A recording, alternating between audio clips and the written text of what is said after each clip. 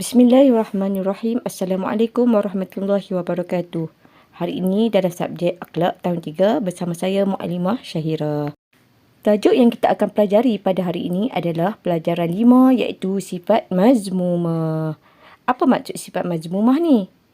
Ya, sifat mazmumah adalah sifat yang buruk, sifat yang keji. Antara sifat mazmumah yang kita akan pelajari adalah yang pertama, gopoh gapah. Yang kedua, pemarah. Dan yang ketiga, berputus asa. Kita akan baca bersama-sama dalam buku teks dari muka surat 40 hingga 45.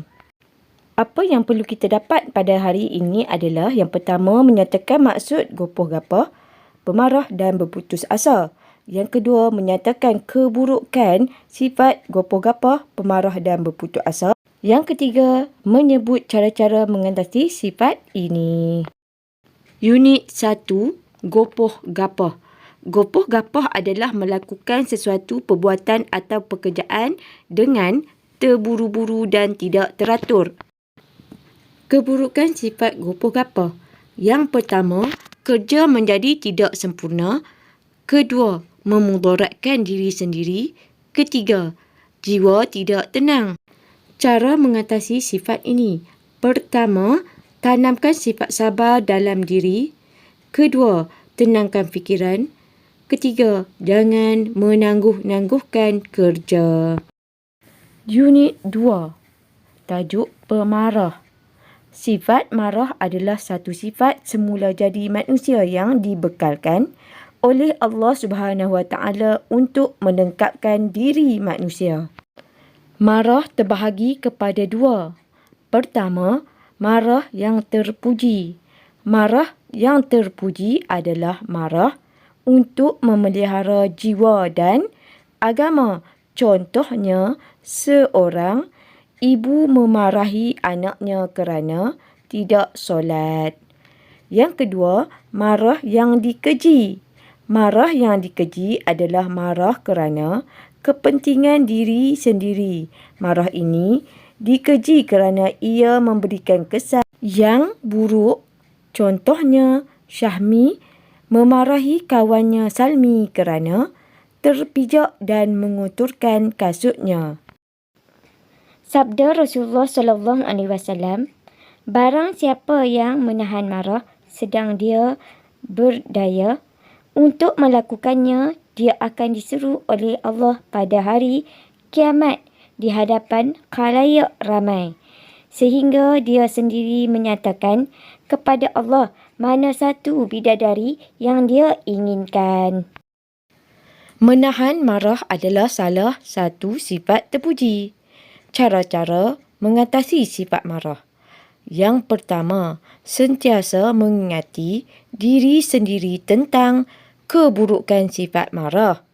Yang kedua, menjauhkan diri dari perkara-perkara yang menjadi punca kemarahan.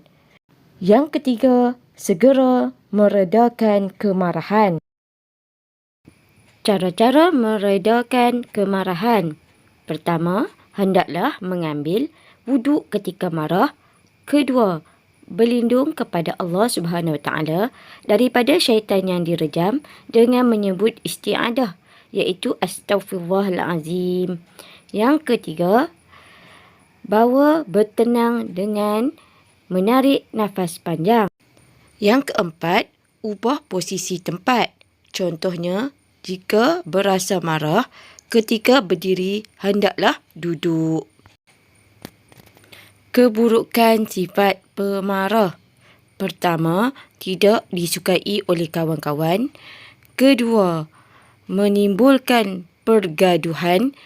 Ketiga, menimbulkan hasad, dengki dan dendam. Unit 3, berputus asa. Berputus asa bermaksud berasa kecewa dan tidak mahu berusaha lagi. Syahril, kenapa kamu tidak mahu pergi ke sekolah?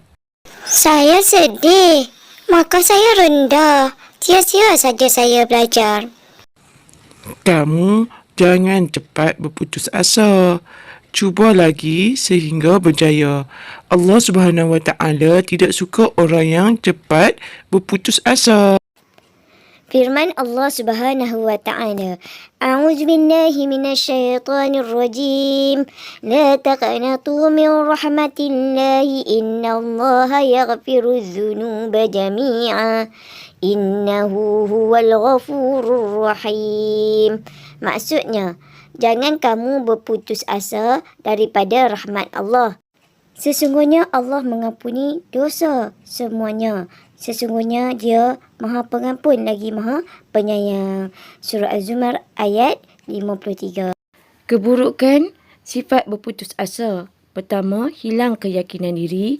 Yang kedua, tidak mahu berusaha atau mencuba.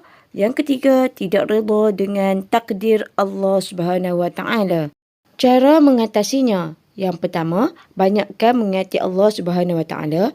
Yang kedua, percaya dan menerima dengan redha ketentuan Allah Subhanahu Wa Taala. Nabi Muhammad sallallahu alaihi wasallam tidak berputus asa dalam menyebarkan ajaran Islam kepada kaum Bani Israel.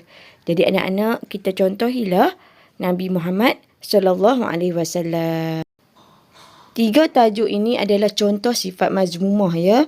Gapah-gapah, pemarah dan berputus asa. Sifat yang buruk. Kamu perlu mengatasinya ya anak-anak. Cuba belajar untuk kita mencontohi Rasulullah sallallahu alaihi wasallam. Sampai di sini dahulu. Sekian, terima kasih. Assalamualaikum.